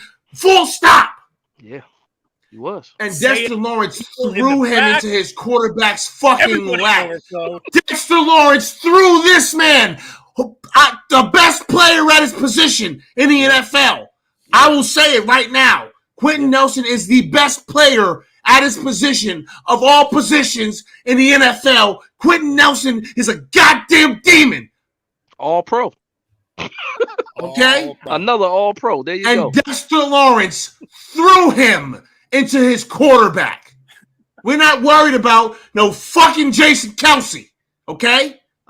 Listen, unbiased. I'm letting you know the player that I think is the best player pound for pound, the best player at his position in the NFL of all positions is Quentin Nelson. No one is doing it like him. No one has done it like him since he's came in this league. I am an Indianapolis Colts fan. Believe you me, I watch a lot of film on Quentin Nelson.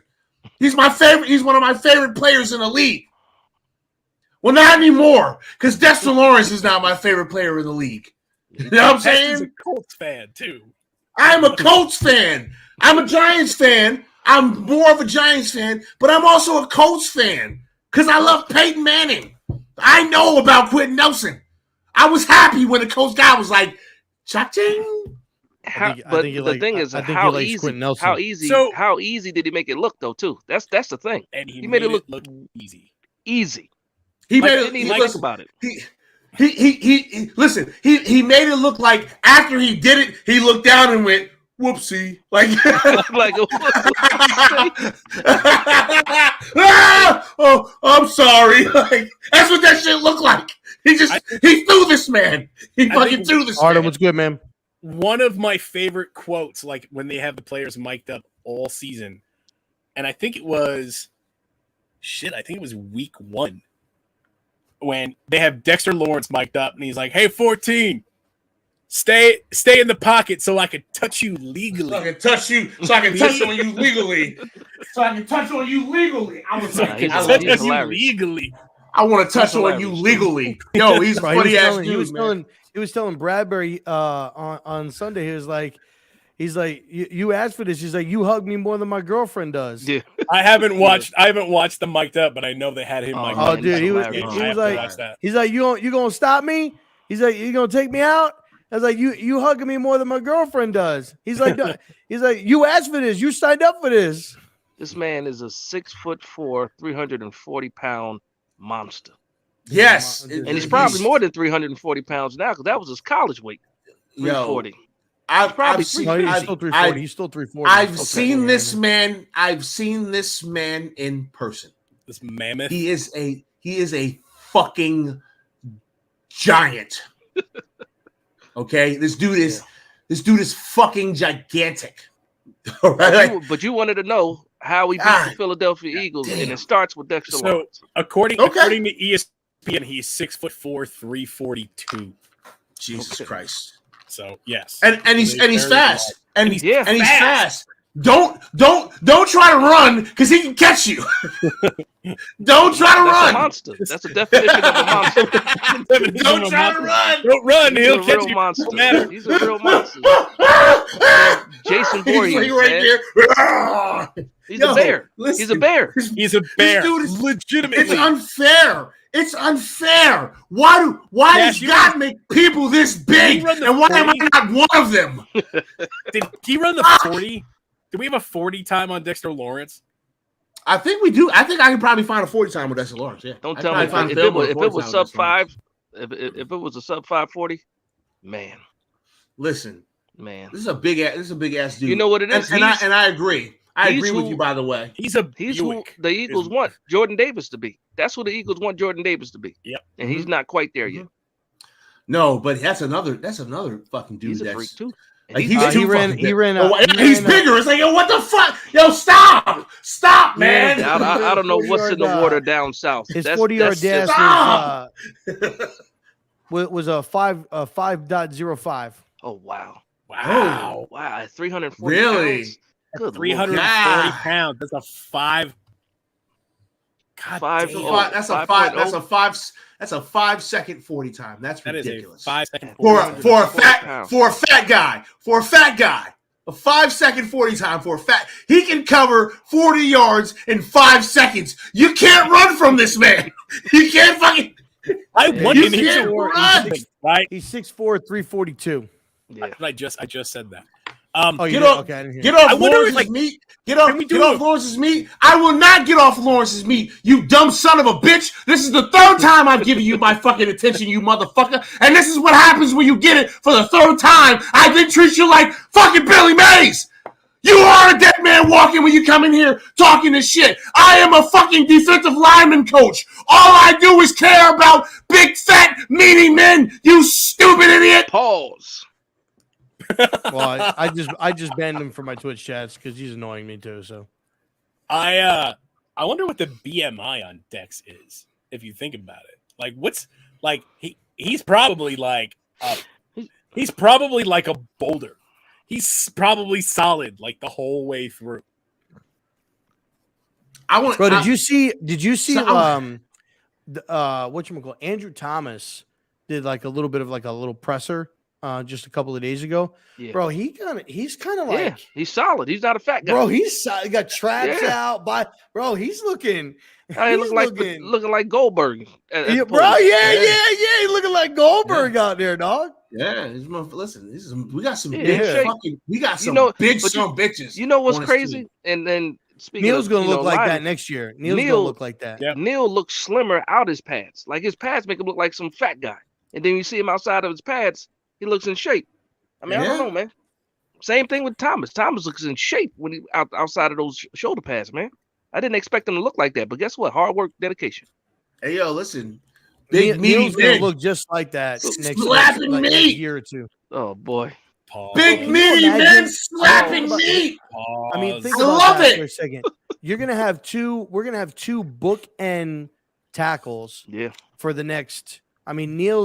We're gonna have Neil obviously for the next 5 years, right, or 4 years if you include his 5th-year option after this season. Thomas is gonna get a contract extension. If I'm them, I'm giving Thomas like a 10-year deal. Well, see, here's the thing, Rob. Let me ask you a question. Are you, just to kind of create that buffer, are you exercising Neil's 5th-year option?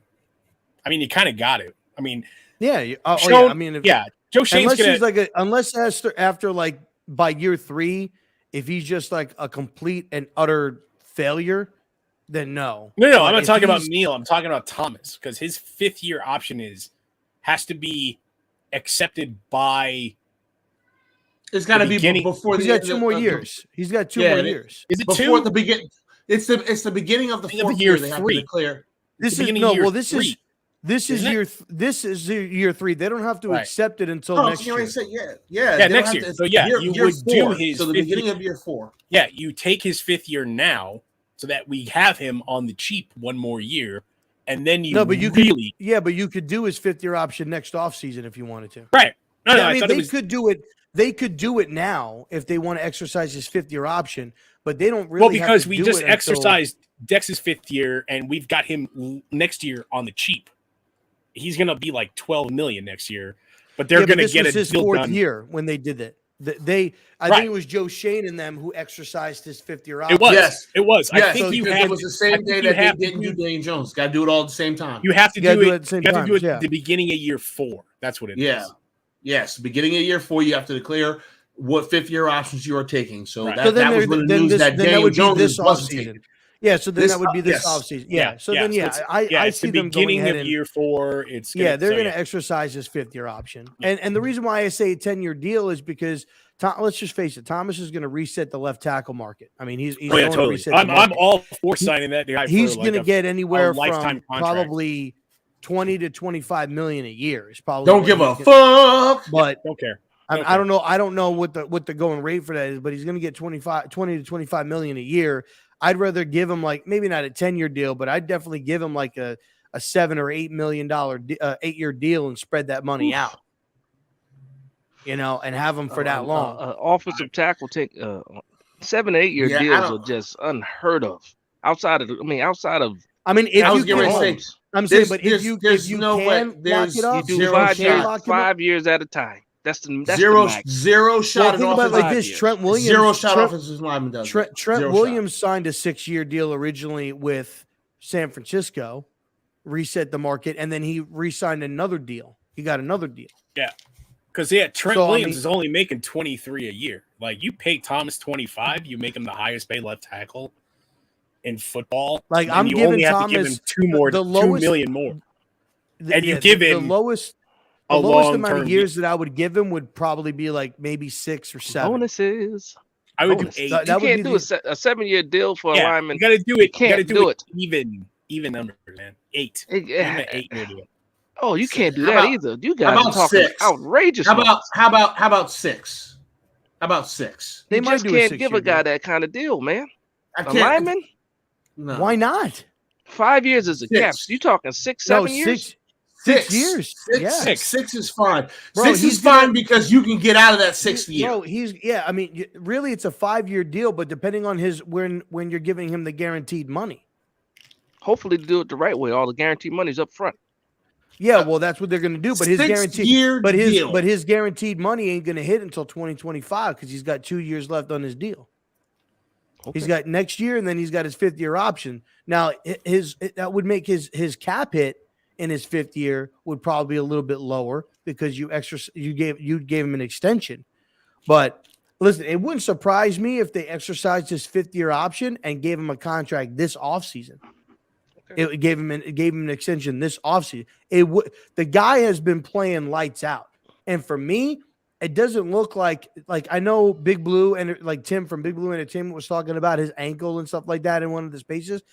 It don't look like this guy is slowing down at all. I mean, the guy has for the entire course of the season, the guy has been statistically the best left tackle in football.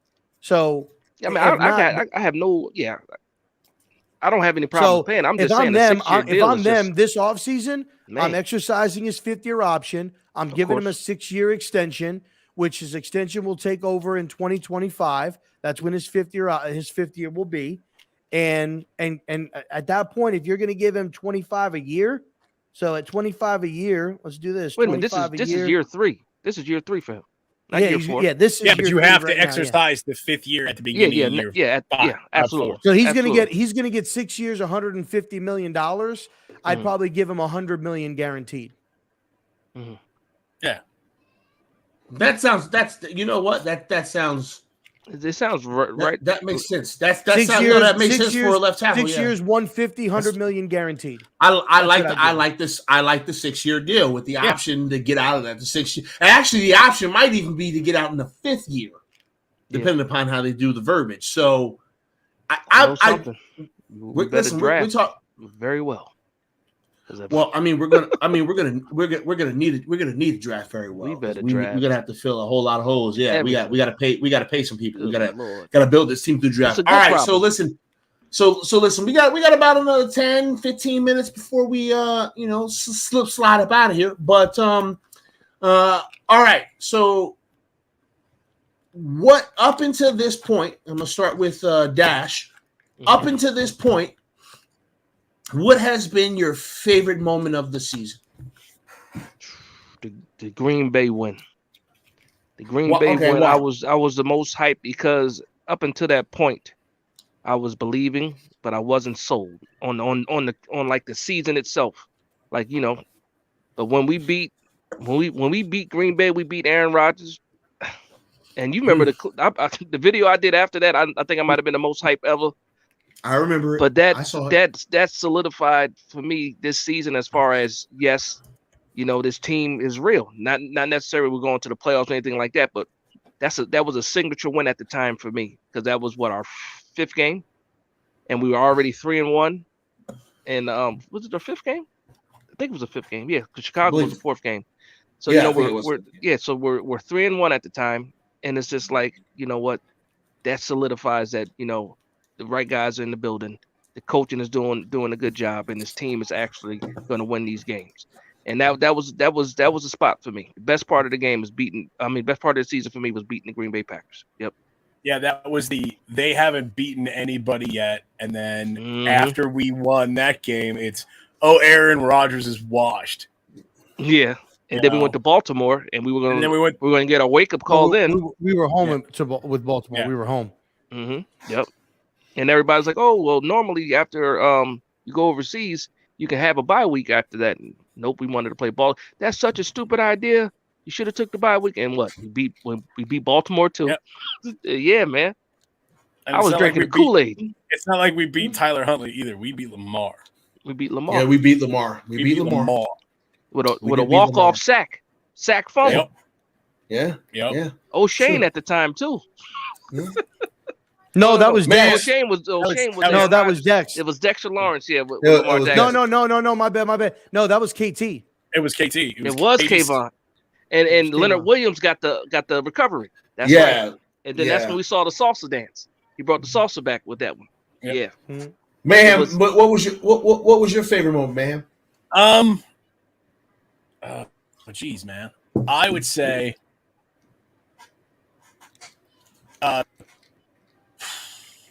going for 2 in Tennessee.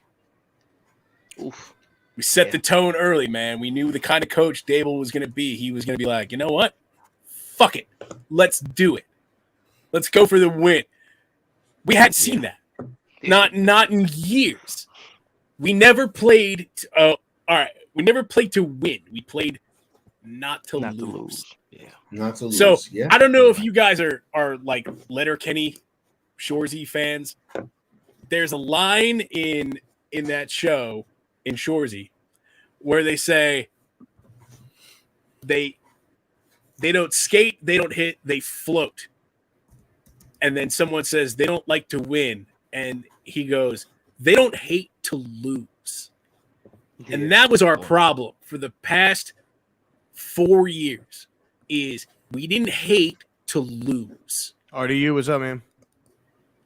Now we hate to lose. We love to win. Everybody loves to win, but we hate to lose. And we're not going to lose. Not Saturday. Not the week after. Or 2 weeks after that. We're going. We ain't done. We ain't done. So, yeah, you set the tone early. Dave's came out, said, we're going for 2. We're taking this shit. This is ours now. And we did it.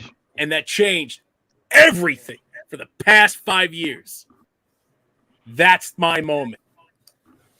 Let's get fired up, man. Damn. Love it. RZeroB, what's your favorite moment of the year? For me, it's the Sunday night game against Washington. That was the moment for me because at that point it was, your back's against the wall, right? It's up to you to decide your fate. It's up to you to pave your way. And we had our defense set the tone with the sack fumble, right? Kayvon strip sack fumble recovery for the touchdown, and then the 97, 18 plays, 97, yard drive, 8.5 minutes. That right there, I think was the turning point for me. That was my favorite moment because it's like, hey, we've got something here. Like there's some fight, there's some grit with this team. And just like in 2007, when they had the fourth, the goal line stance against Washington, I think they followed up the next week with a loss to Dallas, if I'm not mistaken. I think they lost to Dallas the following week. No, not Dallas. I think it was. They had the goal line stand in 2007. They lost the following week, but we went into that game against Minnesota, and ever since then, the confidence of this team has just continued to rise and rise and rise, and the belief and the grit and the determination. So for me, it was the Washington game. For me, it was the Washington game. That's what it's about. And look, I said it today in a space before we jumped on the show. We're going to do it our way. And when I say our way, I don't mean my way or Pest's way or Dash's way or Sarge's way. We're the Giants. I mean, we're Giant fans, so we represent the Giants. The Giants are going to do it their way. And, you've got Saturday has the opportunity for Brian Daboll and this team to change the narrative for the rest of the time that they are here, that people want to talk about how Dallas owns the Giants. They want to talk about how the Eagles own the Giants. This is an opportunity for the Giants and this coaching staff to come out there and say, you thought you were getting the same old team, but from now on, I can't wait. This is a different team. This is a different coaching staff. And you're not just going to be running away. We're not just going to be the pushovers of this division. You're going to respect us in this division. They have an opportunity to go out there on Saturday night and take the respect that they feel they deserve and that we rightfully deserve.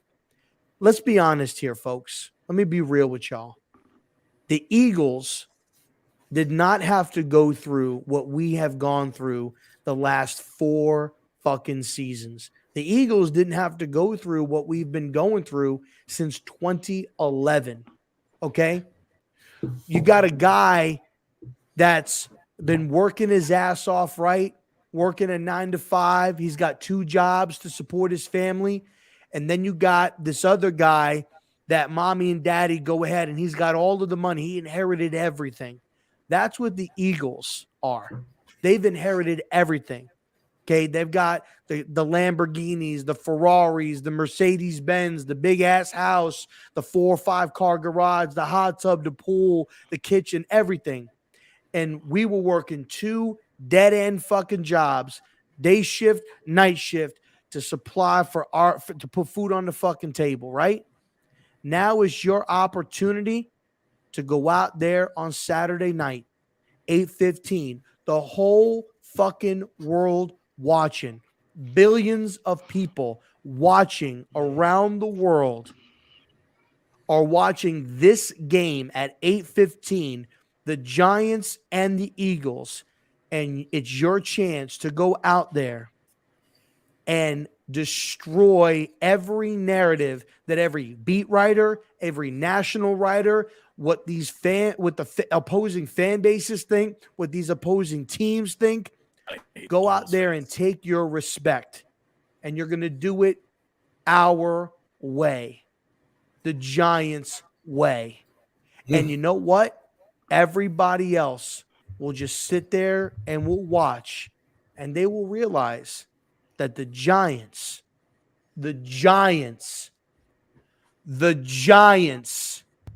are back, and we're not going anywhere anytime soon. John, clip that. John, can you clip that? God damn it, John, let's go. Clip that. Listen, I don't think there's a whole hell of a lot else to be said. Hey, Big Dash, what's the next thing you got coming up, man? Where can they find it? Well, like I said, it's always going to be Big Dash Knows on all social media platforms. Big Dash Knows what? New York Giants football. That's good. But the next thing I hope to put out is a victory. Yep. Is a victory video. That's what it is, man. And listen, if y'all saw Big Dash's Packer, hype video, you listen. I told Dash for 20 minutes after the first game, I was dying laughing because he was like, "That was an absolute beating. It was an absolute beating." They whooped the ass. I was laughing my ass off for 20 minutes. They whooped out. Yeah. I had I had to. That happens. This will be the hypest victory I had to make it funny on YouTube. No, but that's my plan, man. That's the plan. Victory. Sarge, what do you bearded assholes got coming up? Well, we're gonna be live. And where can they find it? We're gonna be live tomorrow. Big Blue Beards on YouTube. Big Blue Beards. No, I don't think we have a guest tomorrow. We're just gonna be hype. We're gonna try to hype everybody up for the Eagle game. We got new shirts. We're gonna promo some new shirts. We got a new Danny Dime shirt. We got this one still sitting in the store. No O-line, no Galladay, no Shepard, no Wandale, no problem. Yeah. Fire. And we might have a new Dexter Lawrence shirt coming out. We'll be live tomorrow. We'll be talking about the Eagles game, trying to get hyped up. I don't think we have a guest tomorrow, but we got some stuff brewing. I've got some stuff for you, YouTube and Twitter. I've got some stuff. And the thing is the good news is the more we win, the longer I have to push this other stuff that I've got brewing out. I've got some fun stuff planned. Oh, but we're gonna keep winning games. I'd rather win games and then just do this later. Yeah, how about we keep winning games? We'll do that. We'll other save stuff my later. surprises for the off season. I want to keep winning. We'll do that. We'll do that later. It's going to be a good off season, though. I know that. It's going to be a great off season. I can't wait for this fucking off season. I can't wait to talk about this fucking off season. I will talk about this off season way more than I talk about this that I have talked about this season. Okay, I can't wait. I'm super ass excited. I have one question for you, Pest. Yeah. Is it still free? Is it still that? Oh, of course it's still free, baby. It's even more free now. It's house money. It's no longer. Actually, you know what? No, it's not. It is no longer free. Because now it's stolen. All right, we ain't paid for none of this shit. We just took it. Yeah, that's a fact. That's a fact. Like you stole it. Right. So listen, we're gonna get ready to go ahead and wrap this bad boy up. First and foremost, man, I appreciate Big Dash and Sorry Mayhem for gracing us with their presence, which facilitates me to not have to. Yeah, man, I remember when I first started doing this fucking online streaming shit, and I'd sit here with no camera on and talk to the chat for an hour. Wow. Yeah, I remember we used to do that. And now I can sit here and I can, just curse people out in the chat, and I like that a lot more. I like being trolled. So I appreciate y'all coming on over here. Thank y'all to everyone who's come through, showed us love today. Listen, y'all, regardless of what happens this weekend, okay? Because I want us to win. Fuck it, let's go win it all, right? Let's just take all this shit. Let's eat somebody else's food. I'm with it, okay? I want it all. But regardless of what happens this Saturday, this has been one for the fucking ages. That's true. This has been one of the most fun seasons I have had as a Giants fan in a very, very long time. So I would just like to take this time to thank the New York Football Giants. All 100%. Right. Thank you guys for giving us everything that you gave us this season. Thank y'all for putting it all on the line. I don't know if this is the last time I'm going to thank y'all for playing the game, but I hope not. I hope I have to thank y'all a couple more times. All right. Go out there, kick some goddamn ass, man. So for Big Dash, let me come over here. Oh, and you don't want to know the funny thing, Pest? What's that? The same guy that was causing division in this fan base is now causing unison within this fan base. Listen, when we win, everything's good. And listen, I want to say this. And the guy said it on First Take. We are the only fan base that does this, or not fan base, but the franchise that does this. We go on these runs when nobody thinks that we should. That's what we've always done. That's how we've always been. How we've always been. I like Stephen A. doubting us. I like Nick Wright doubting us. I'm with it. Doubting us and saying it, because you know what? What's going to end up happening, and then we can end it.